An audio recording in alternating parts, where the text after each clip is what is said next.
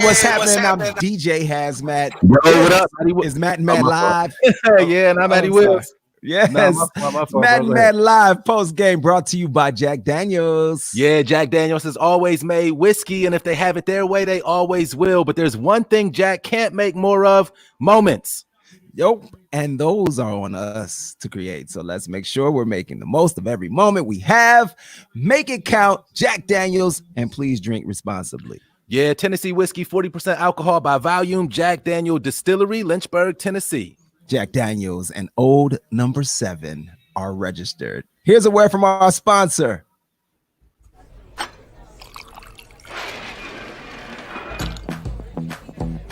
I've always wanted to do that. I've always wanted to do that. We'll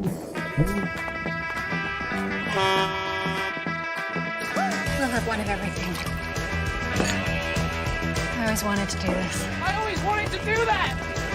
Next round on me.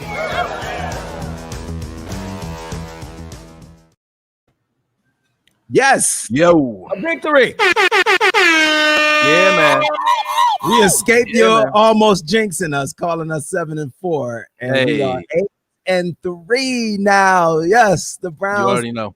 defeat the lowly Jacksonville Jaguars by us 2 points, 27-25.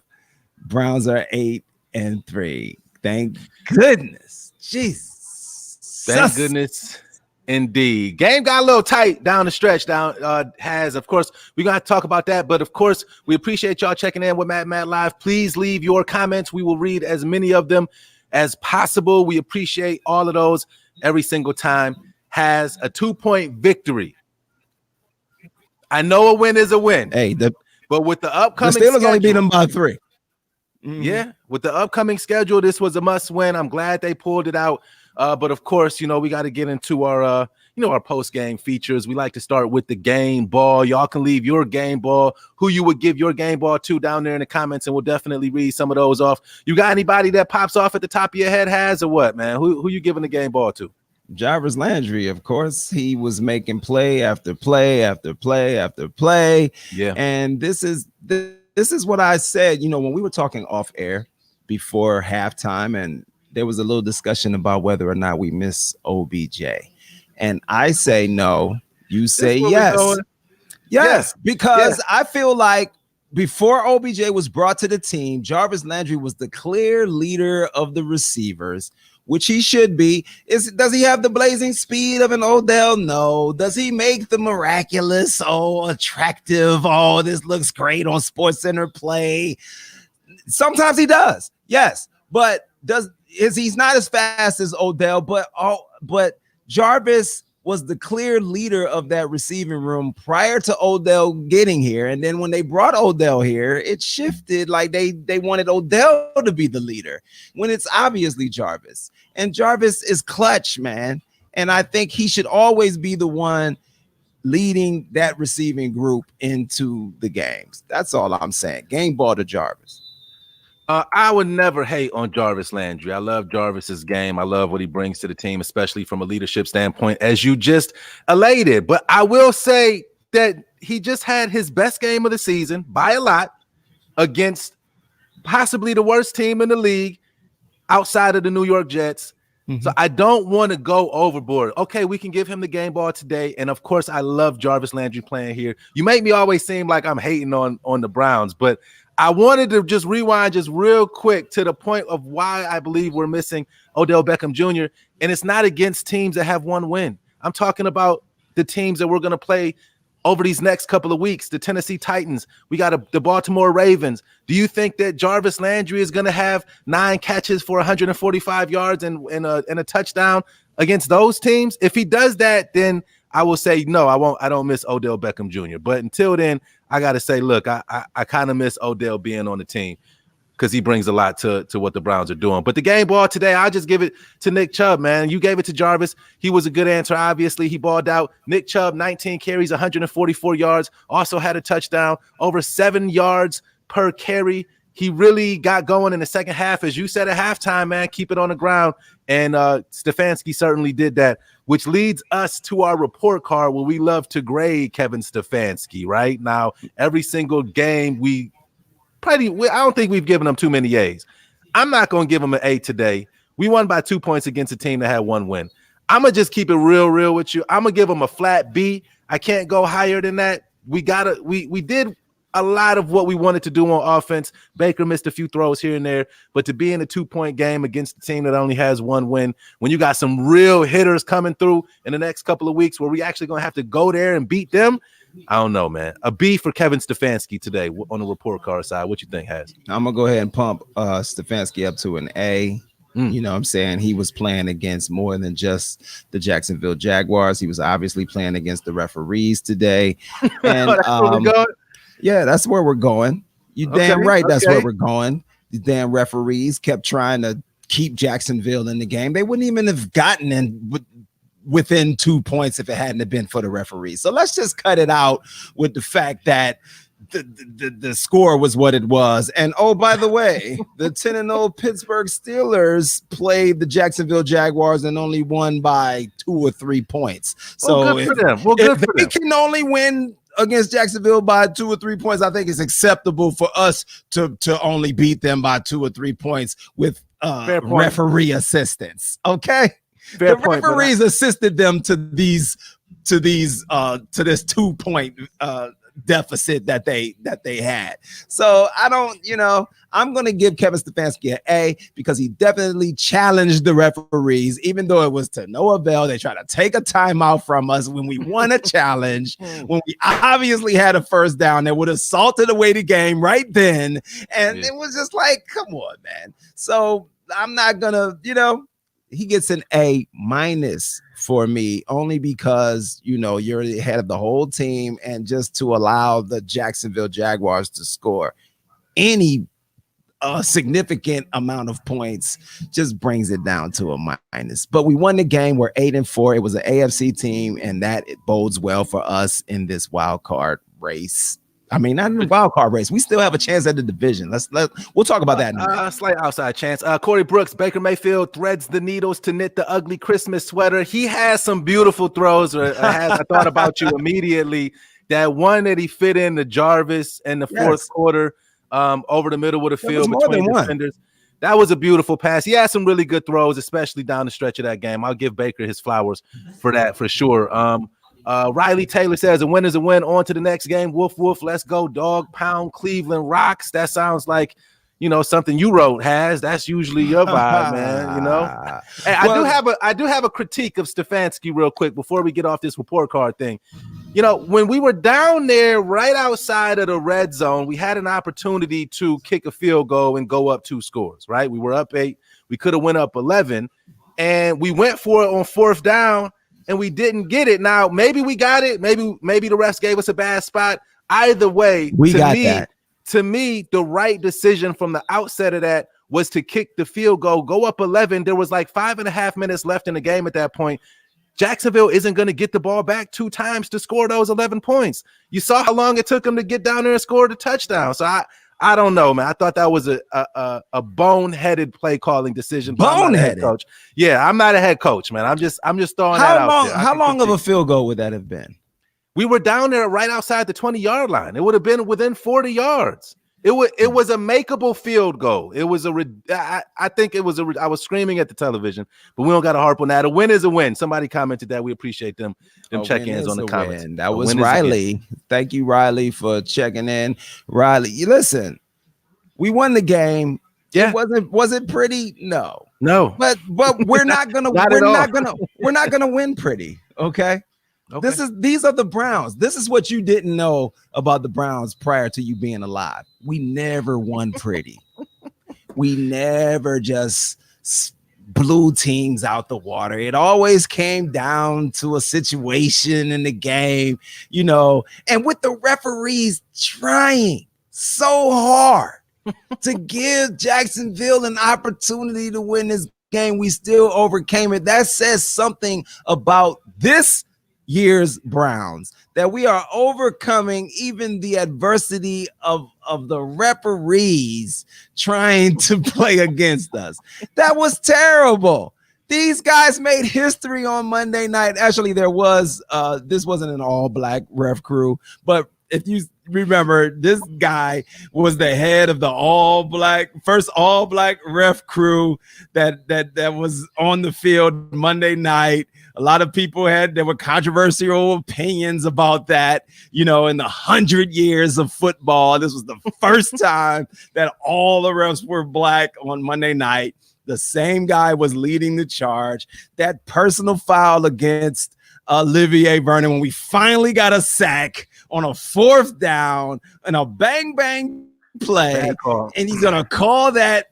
It's just like, come on, man. They couldn't wait to call plays against the penalties against the Browns today to try and help this lowly Jacksonville team try and limp their way to a win. It wasn't gonna happen because we're a better team. You understand what I'm saying? Riley, what is Riley saying? If we go 2-3 the next 5 games, we are 10. Look, Riley, this is an argument I've been having against people talking about 10-6. Riley, so that means you expect to lose 3 more games, and I don't buy into that. I don't buy into that we're going to lose 3 more games. I don't buy that.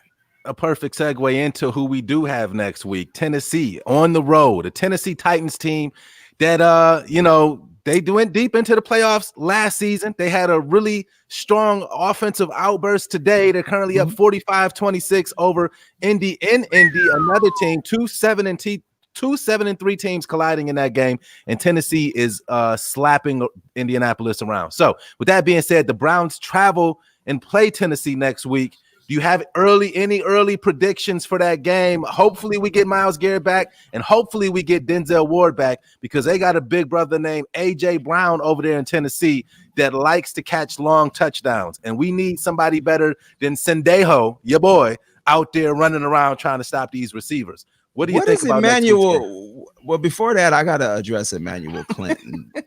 Give Nick Chubb the contract you're dead. He ain't Ezekiel Elliott. He's better than Ezekiel Elliott. You're right. I'm glad he's not Ezekiel Elliott. Ezekiel Elliott is trash this year, sir. Don't come over here. This must be a Dallas Cowboy fan. He must be a Dallas Cowboy fan with that comment. Get him up the hell out. Are we able to kick people out of the comments? He ain't Ezekiel Elliott. Would you want him to be Ezekiel Elliott this year, sir? Ezekiel Elliott fumbling the ball in crucial situations. Emmanuel, no, we don't appreciate your comment, Emmanuel. Get out of here with that crap. Okay. So now let me get to your point. Next week, we play a team that is mostly focused on running the ball, where if you heard the announcers say, the Browns are pretty good against the run. We don't allow rushers typically to go over 100 yards. Now, I know we'll be facing one of the best backs in the league. I was just going to say, don't disrespect that boy, because that is not disrespecting him. But man. I get it. What does that goes to show? I'm not talking to Emmanuel anymore. I don't know. He typed a paragraph. We're not going to do this, Emmanuel. You said something crazy. You don't get a chance to say anything else.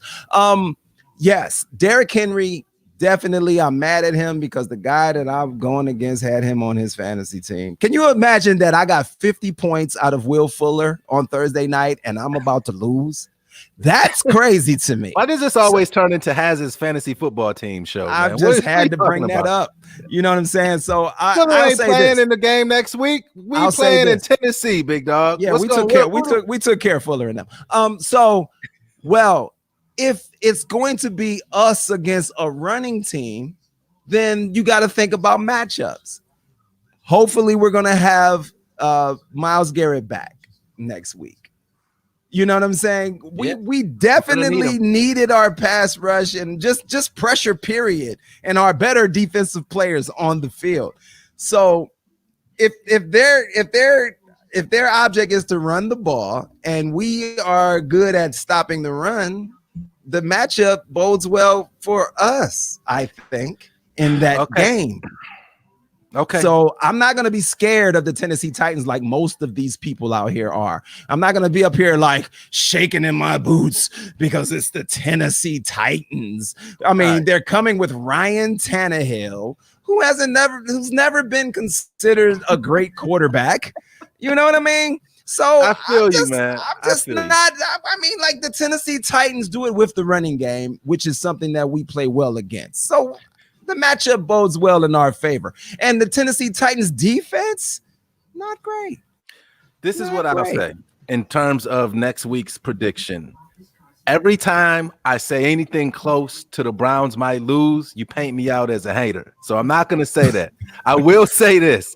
I am very cautiously waiting to see how Derrick Henry and our defense match up, because I make one point, and we highlighted it during the halftime show. James Robinson, the running back for Jacksonville, went undrafted. He's a top 5 running back this season in terms of yards gained on the ground, and he went nuts on the Browns today for over 120 yards. Right, Derrick Henry, 27 carries today, 178 yards and 3 touchdowns against the Indianapolis Colts, who have a pretty good defense. So the Browns don't really have a pretty good defense. I mean, we have a decent defense. It's not as bad as it started to look at the beginning of the season, but I don't trust our guys against Derrick Henry. Number one is what I'll say. Well, especially if there's no Myles Garrett. If Myles Garrett is out there, I will feel a little bit better about that. But also, you highlighted how good of a running team they are, and they are, but they also have A.J. Brown, who is a beast. If we don't have Denzel Ward in that game, it could be a long day on defense for the rushing defense and the passing defense. But I'm not saying we're going to lose. I'm just saying I'm being cautious, man. Shout out to my cousin Mungo, but who said something about Henry is a beast. Yes, we know that Henry is a beast. Okay, Cuzzo.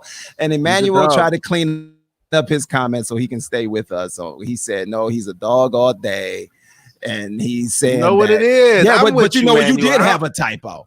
He did have a typo. It seemed like he was saying Ezekiel Elliott was better than Chubb. Okay, clean it up, Emmanuel. Okay.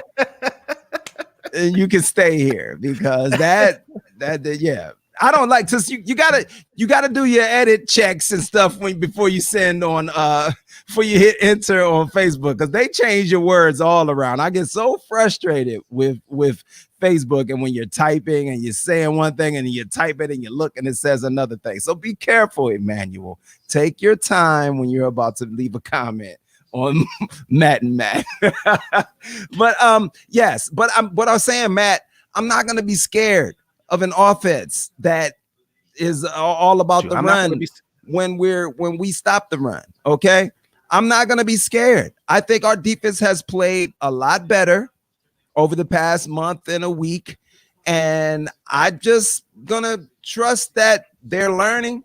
I'm trusting that we're gonna get some of our key defensive players back. We're gonna put pressure on Ryan Tannehill if they do decide to pass to your boy, whoever you're salivating over on the Tennessee Titans now. Use that terminology, man. I just said that AJ Brown, he's a beast. He's a beast. He's AJ, what's his name? AJ Brown. He's one of the leading receivers in the league, bro. Watch what he do next week on Sunday, man. That's all I'm saying. So you're predicting that he's gonna ball out on us? I'm predicting that he's going to be a problem next Sunday. That's all I'm saying. You're not gonna pay me into no clean it up, Matty. No caution with Browns. You said, man. I can't Matt. I can't just go out there and just say things that I don't believe. I have to call out the things that are going to be an issue. So of course we'll see what happens next week. And of course, Matt and Matt Live will be right here to talk all about it at halftime and post game. 1:00 game next week again. So same time next weekend. I'm not scared. Thank you for cousin said. My cousin said, Elliott's a bum. He ain't no Chubb. That's right. Our running game is what's going to be the difference. They have one good running back. We have two. We have the #1 rushing team in the league, Matty Willz. They're going to have to worry about us. Okay. So what I'm saying is, and I know that Kevin Stefanski seems to like to be a pass first in the first half and then run it in the second half. But, this is going to be a battle in the trenches next week. It's going to be tough. I might, you never know. I might end up in Tennessee and coming to you live from down there in Nashville. You never know. My cousin Tashavi lives down there. I might have to go visit and see what's going on. Well, you've certainly used up enough PTO days, man. I'm sure you could take a nice little world tour. No, I'm just getting started on my PTO days. Oh, I know how you do at the end of the year, big dog. I know how you do. All right, man. Well, go ahead. No, you got it. You got it. I'm just gonna say, make sure y'all come kick it with us. Who knows where in the world HazMatt will be for next Sunday's game? But Matt and Matt will be live at halftime and post game, just like we were today. So. What up, Sanja? Sanja Hurd. I gotta give a shout out to Sanja Hurd. Anybody that checks in and whose name is unfamiliar, I gotta give it to. She's from PA. Appreciate that. You know what I'm saying? Tracy. Shout out to Tracy. Tracy, you want to go down to Nashville? Let's go. She want to take that road trip. It's 8 hours on the road, by the way. Yeah, because the last minute plane tickets might be a thing. But I'm just saying, the Browns, another good win. We got another win. All wins are good wins, whether it's by 2 points or 20 points. It's a win for the Browns in the AFC that keeps us firmly cemented in our place in the wild card race. Now what we need is for Pittsburgh to lose. So before we go, I want to ask you about that, because Pittsburgh and Baltimore's game has been postponed twice now. They're going to play on Tuesday. And Lamar Jackson has COVID-19. They say it was like a total of 18 players involved in this game with COVID-19. I've seen some Baltimore Ravens fans that are crying, talking about they should cancel the season. Why? Because you've fallen behind? I mean, I don't understand the cancel the season thing. We went today with our 4 players that were lost to COVID-19, and you want to cancel the season because y'all can't follow the protocol. You can't stop an outbreak on your team, and the season should be canceled because of that. I'm just sick of the Ravens, but if the Ravens were able to beat the Pittsburgh Steelers, which is probably more favorable for us in an opportunity to win the division. People are short-sighted on the fact that there's still a lot of football left to be played, and the window is still open for a shot at the division. So before we settle for getting a wild card, until that division is won, I am still having my eyes on a division crown. Okay. Now we did not plan this, and we about to get out of here. And I think you have some kind of innate ability to just paint me into a corner and make me look like I'm some kind of hater or Steelers fan or something like that. Because I can't disagree more with everything that you just said in terms of the Browns having a chance at winning this division. Just being a realist, the Ravens have lost 3 out of their last 4 games before all of this COVID scare. So I'm just saying they've already lost 3 of their last 4 games before Lamar and the rest of his teammates got COVID, right? So why would I believe, even if they were going into that game with their starting quarterback, why would I believe that RG3, who was on the Browns' funeral list of QBs over the last 20 years, would lead his Ravens team deplete because they have contracted this virus to the umpteenth degree? Why would I believe that they can win that game? They won't win that game, and the Steelers probably won't lose more than 1 or 2 games this season. That the division is a dream. Now, I don't want to what I'm saying, I want to poop on everything you just said, but it was kind of nonsense. The division is a dream. We need to focus on just winning the games that we have on our schedule and dealing with what we can control. We don't have a shot at the division. And I just want to ixnay that right now. And this is what separates you made me from say me. It. This is what separates you from me as a pessimist and an optimist. until the division is won, we have a shot at the division. That's all I'm saying. You can ride the nuts of the Pittsburgh Steelers all you want, sir. But it's not like they're beating teams into submission. They played the same Jacksonville Jaguar team and got out by the skin of their teeth. So what I'm saying to you, sir, with RG3, who is probably a more accurate passer than Lamar Jackson, okay, that's a different set of problems that you don't have to deal with when it's Lamar Jackson. Does he run faster? Probably. Does he throw better? Probably not. You understand what I'm saying? What I want is for the Browns to have a chance at the division. I'm a fan of the Browns. Why would I just concede to the Pittsburgh Steelers winning the division when the season is not even over? If they take 2 losses, sir, 2, 1 from the Baltimore Ravens, or maybe even the Cincinnati Bengals, you never know. No, and then lose to the Indianapolis Colts, who they still have on their schedule. They also have to play the Buffalo Bills, who are also on their schedule. If they take losses and end up with 2 losses before we play them, and we can hand them their 3rd loss, there's an opportunity there, sir. And as a true Browns fan, why would you not root for that? Why would you just concede and sit up here and say, oh, it's never going to happen? I just totally disagree with you. Because I just think the Pittsburgh Steelers are the greatest team ever. Man, get out of here with your Pittsburgh Steelers riding tail. You know what I'm saying? You suck for that. I know. And you were successful. I fell for your trap once again. So you got what you wanted, big dog. I'm just saying that you're wishing on a star. And I'm gonna root for the Browns. And I do them, aside from everything that you just said, I think that the Browns have a good chance of beating the Steelers the next time that we play them.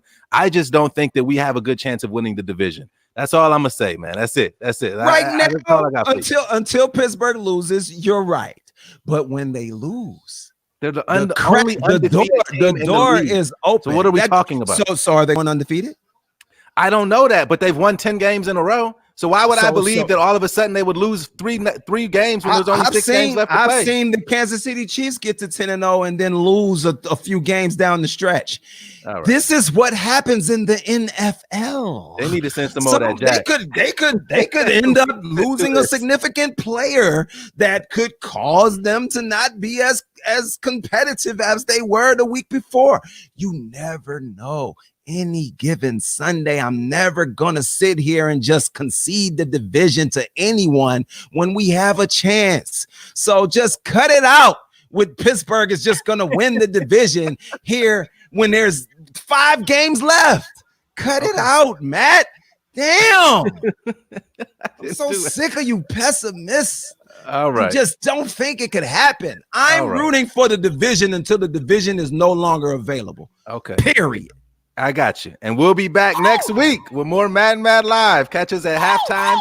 And as soon as the game is over, streaming live. Go Browns. Baby. Yeah, Let's go Browns. I'm HazMatt. I'm Matty Willz. Peace.